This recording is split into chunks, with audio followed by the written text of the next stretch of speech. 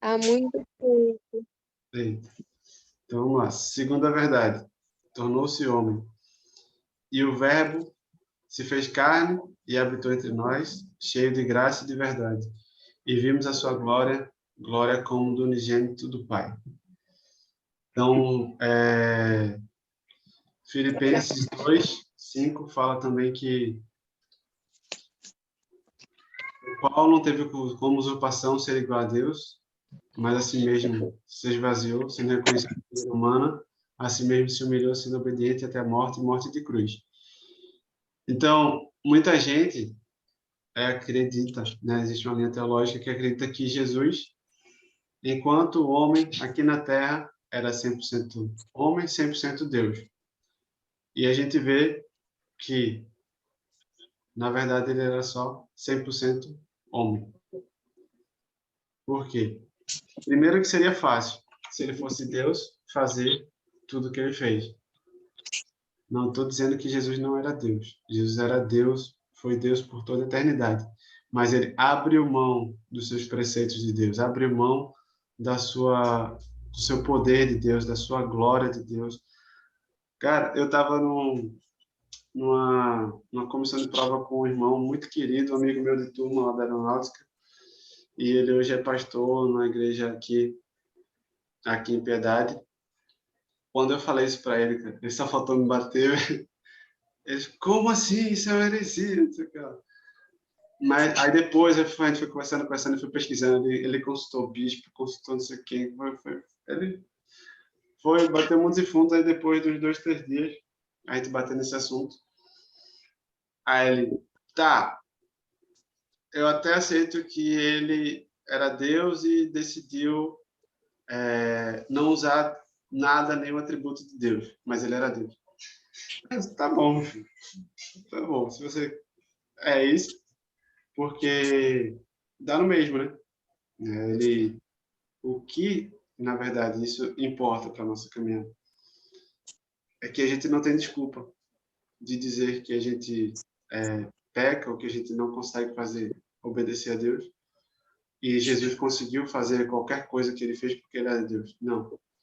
Atos 10:38 fala que, e a gente vai ver mais na frente, que Jesus andou por toda parte fazendo bem, curando a todos, porque Deus era com ele. Então, assim como Deus era com ele, ele sendo homem, Deus é conosco se nós vivermos a vida de santidade e poderemos fazer coisas maiores do que ele fez. Não foi assim que ele disse? Então, ele não fez tudo aquilo porque ele era Deus. Ele era homem e fez tudo aquilo porque Deus era com ele. E mesmo se ele não deixou de ser Deus, como alguns acreditam, mas durante a sua passagem aqui na Terra, ele não usou nenhuma característica, nenhum atributo de Deus. Mas o que a palavra nos diz claramente, né, está aqui em João 14 e Filipenses 2:5, é que ele abriu mão de tudo de que caracterizava ele como Deus. E ele viveu como homem. Ele suou, ele sangrou, ele teve fome, ele teve sede, ele chorou quando seu amigo foi morto. Ele teve angústia, ele teve ansiedade por estar em comunhão com seus discípulos. Então ele foi homem, como eu, como vocês, como qualquer um de nós. Mas ele tinha uma vida totalmente dependente de Deus e andava em santidade, buscando agradar o Pai. E aí o Pai era com ele e o Pai manifestava o seu poder, manifestava a sua graça e operava os seus milagres e tudo através dele. Amém. Então Jesus tornou-se homem. Amém? Aqui, Filipenses 2:5-8 está na próxima página aí, eu não tinha visto. Então, primeira e segunda verdade, Jesus é eterno e ele se fez. Quarta-feira, sua vida foi perfeita e irrepreensível. Esse é o versículo, acho que é um dos mais fáceis de decorar. 1 Pedro 2:22. Vamos lá. O qual não cometeu pecado, nem dolo algum se achou em sua boca. Então, Tiago 4, se não me engano, fala que se o homem domina a sua língua, ele consegue dominar todo o corpo. porque a língua é o órgão mais difícil de se controlar. Apesar de ser o menor órgão do corpo humano, é o que é mais capaz de destruir. Compara ao leme de um barco, como o leme consegue guiar todo o barco, como uma fagulha consegue incendiar toda a floresta. Assim é a língua do homem. Então, e o Senhor é perfeito, ele fez questão de frisar isso aqui para reforçar a perfeição e a santidade de Cristo, quando ele fala que nem dolo algum se achou em sua boca. Ou seja, sequer Jesus falou algo mal, algo com malícia, algo com má intenção, algo que venha a manchar sua reputação. Nada. Se ele não conseguiu falar, se ele conseguiu não falar nada de errado, e se a gente, como o Tiago fala, se a gente conseguir refrear a língua, nós conseguimos refrear todo o corpo, nenhum pecado foi achado nele. Nada. Né? Eu acho isso incrível, assim, perfeito. Né? Como o nosso Senhor é maravilhoso. Né? Então, não é à toa que o Senhor, por 2 vezes, faz questão de abrir o céu e declarar que ele é o seu filho amado. Quarta verdade. Sua obra foi tremenda e grandiosa. Aqui, Atos 10:38, que a gente falou agora aí. Como Deus ungiu a Jesus de Nazaré com o Espírito Santo e com poder, o qual andou por toda parte, fazendo bem e curando a todos os oprimidos do diabo, porque Deus era com ele. Então, Jesus fez milagres? Fez. Muitos, de todo tipo. Jesus mandou gente se acalmar, Jesus mandou o mar se acalmar, Jesus ressuscitou morto, Jesus multiplicou pão, peixe, Jesus transformou água em vinho, Jesus, dos mais diversos milagres que vocês puderem imaginar, Jesus fez. Agora, ele fez da sua própria força, da sua própria capacidade, da sua própria natureza? Não. Ele fez por quê? Como diz aqui no final, porque Deus era com ele. E Deus agia através dele. Como quando ele foi ressuscitar Lázaro. Ele orou como? Ele disse, Pai, eu te agradeço porque tu me ouves. E eu sei que tu me ouves sempre. Mas eu falo isso para que todos que estão aqui ao meu redor creiam. Né? Ele fez questão de testemunhar ali. E ele disse que o Senhor ouvia ele sempre. Então ele orou ao Pai. E o Pai ressuscitou Lázaro. Entendeu? Tremendo, né? Então, terceira e quarta verdade. Teve a vida perfeita e irrepreensível. E a sua obra foi tremenda e grandiosa. Né? No final do livro de João, se eu não me engano, me corrija se estou enganado, mas ele diz lá, ainda que se fosse para escrever todos os feitos de Cristo, nem todos os livros do mundo caberiam. Né? Então, quanta coisa Jesus fez. A quantidade de livros não caberia no mundo. A quantidade de livros não caberia no mundo. Né? Que seriam necessários para escrever tudo que Jesus fez. Então, imagina só quanta coisa ele não fez. Tá, ali nos evangelhos está só o resumo do resumo, né? Só ali o estritamente necessário para a nossa fé. Mas o Senhor fez muito mais do que aquilo. Quinta verdade. Morreu pelos nossos pecados. E essa foi a maior de todas as suas obras. A maior obra de Cristo não foi ressuscitar morto. A maior obra do Senhor não foi mandar o mar se acalmar. A maior obra não foi alimentar 5.000 homens com apenas 5 peixes. A maior obra dele foi morrer numa cruz, se entregando, né? De livre e espontânea vontade, obedecendo a Deus, buscando fazer a vontade de Deus, não a dele, porque naquele momento ele estava passando por angústia e ele orou, ele pediu ao Pai 3 vezes, ele clamou ao Pai 3 vezes. Pai, se possível, afasta-me desse cálice. Isso revelava que ele não estava confortável. Ele estava sofrendo, ele sabia o que ele ia passar e ele estava sofrendo. Ele estava ali angustiado. A palavra diz que ele suava como que gotas de sangue. A sua aflição era tanta que o seu suor era tão denso como gotas de sangue, né, que caíam dele, que saíam dele. Você vê o nível de estresse, de angústia que ele estava passando ali naquele momento. mas mesmo assim ele preferiu fazer a vontade do Pai e realizar essa maravilhosa obra, que foi morrer pelos nossos pecados.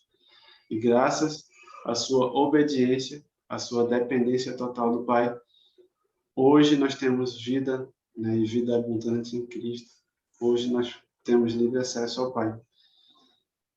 Então, Isaías 53, 5, 6 fala: mas ele foi transpassado pelas nossas transgressões e moído pelas nossas iniquidades. O castigo que nos traz a paz estava sobre ele, pelas suas feridas, né, pelas suas pisaduras, fomos sarados. Todos nós andávamos desgarrados como ovelhas, cada um se desviava pelo caminho, mas o Senhor fez cair sobre ele a iniquidade de todos nós. Ele puxou, né, fez cair sobre ele na cruz. Romanos 5:8 fala: mas Deus prova o seu próprio amor para conosco pelo fato de ter Cristo morrido por nós, sendo nós ainda pecadores. 2 Coríntios 5:21 fala que aquele que não conheceu o pecado, ele o fez pecado por nós, para que nele fôssemos feitos justiça de Deus. Então, nosso Senhor, perfeito, irrepreensível, que fez tão bem para toda a humanidade, se entregou numa cruz, morreu numa cruz sem ter pecado nenhum, sem ter culpa nenhuma, pelo nosso pecado. Aí tem uma tabelinha aqui, né? Consequência do pecado, solução para o pecado. O homem ofendeu a santidade de Deus e provocou a sua ira. Isso foi o pecado. E a solução? A morte de Cristo foi propiciatória, né? Foi um sacrifício pelo nosso pecado, que aplacou a ira de Deus. Já estamos 10 minutos aí de novo. Então, quinta verdade, Jesus morreu pelos nossos pecados. Sexta verdade, sexta-feira, acho que a gente vai ficar aqui, porque já vai acabar de novo os 40 minutos. Vou ver se para a semana aqui, para a próxima reunião, né, daqui a 15 dias, eu consigo a senha para a gente ficar, sem ficar reiniciando. Sexta verdade, ressuscitou. Jesus Cristo ressuscitou. Né? Tem aquele ressuscitou, ressuscitou, ele vive. Então, Atos 2:24, ao qual, porém, Deus ressuscitou, rompendo os grilhões da morte. Porquanto, né? Porque não era possível que ele fosse retido por ela. Não era possível. Isso é a prova mais certa, mais cabal, né? Como diz assim. A maior prova de todas que ele não pecou em momento algum. Que ele não falou dolo nenhum com sua boca. Porque a morte não pôde retê-lo. Ah, isso é muito tremendo. Véio. Isso é muito tremendo, assim. Ele teve uma vida perfeita. Tão perfeita que nem a morte teve poder sobre ele. A morte... Imagina que a festa, a alegria que Satanás fez com seus capetinhos, com seus secretários no inferno, quando Jesus morreu. E aí, depois de 3 dias, a morte chegasse para ele e dizer, ó, vou ter que devolver porque o cara é santo, o cara é perfeito. É muito tremendo isso.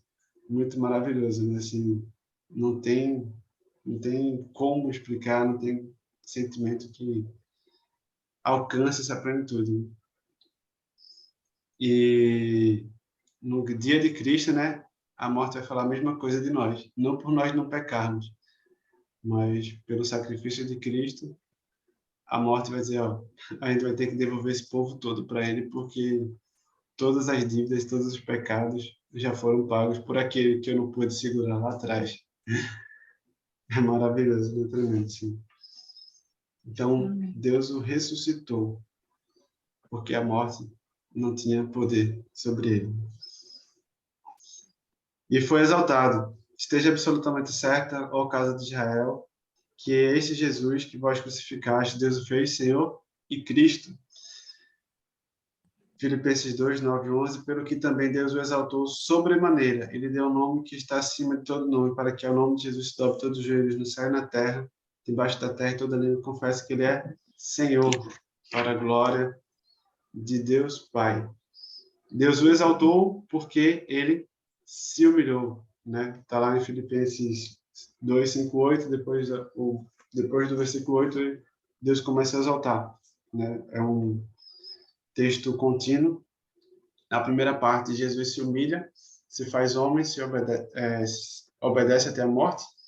E aí depois, a partir do versículo 8, Deus o exalta, ele dá um nome que é sobre todo nome.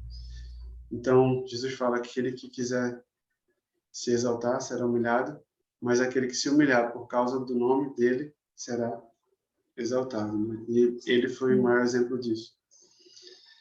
E o melhor de todos, ele voltará para nos buscar, se permanecermos firmes. Permaneçamos firmes, queridos. Mateus 24:30, então, aparecerá no céu o sinal do Filho do Homem, todos os povos da terra se lamentarão e verão o Filho do Homem, vindo sobre as nuvens do céu, com poder e muita glória. Então, nosso Senhor, nosso amado, nosso perfeito Senhor Jesus Cristo, ele voltará para nos buscar. Ele voltará para nos levar com ele, para nos dar o nosso galardão, a nossa coroa, a qual devolveremos a ele, né? Pois só ele é digno de toda honra, toda glória. E tudo que fazemos não é de nós mesmos, mas é dele. Todo dom perfeito, toda dádiva é dele, para ele, por ele, né? A ele, pois a glória eternamente. Então, sexta verdade, ressuscitou. Sétimo?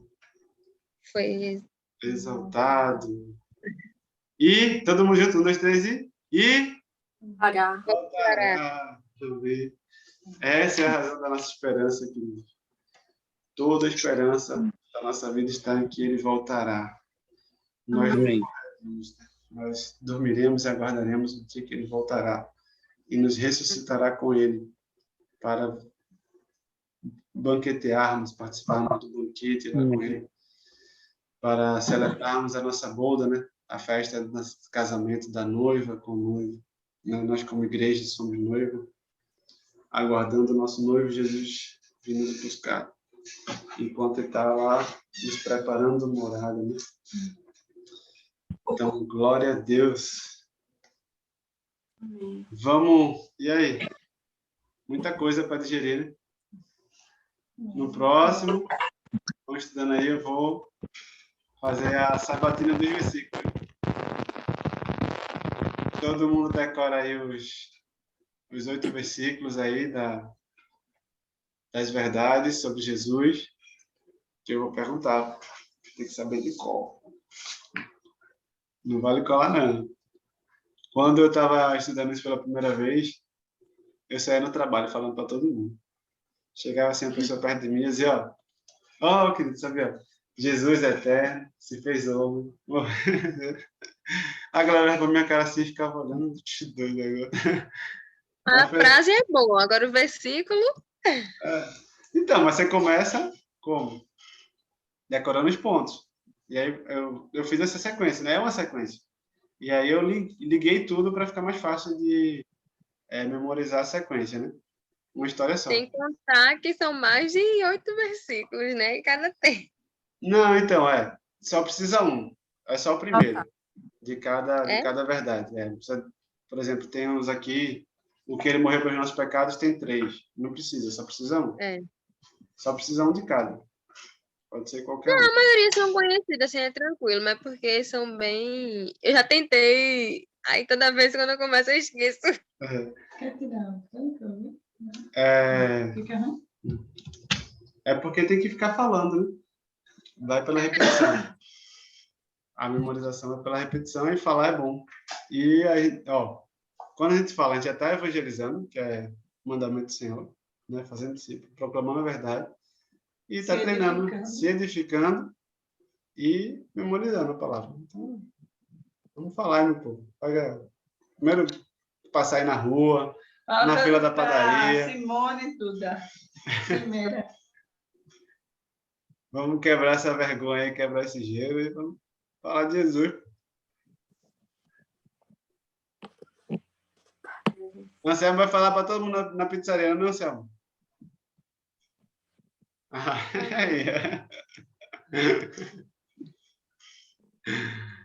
Profetiza, irmão, profetiza. Amém, no nome de Jesus. O espírito ousado, o espírito de evangelista. Aí. Em nome de Jesus. Amém. Para a glória de Deus. Querido, muito bom estar com vocês de novo. Alegria. Deixa eu parar aqui a gravação.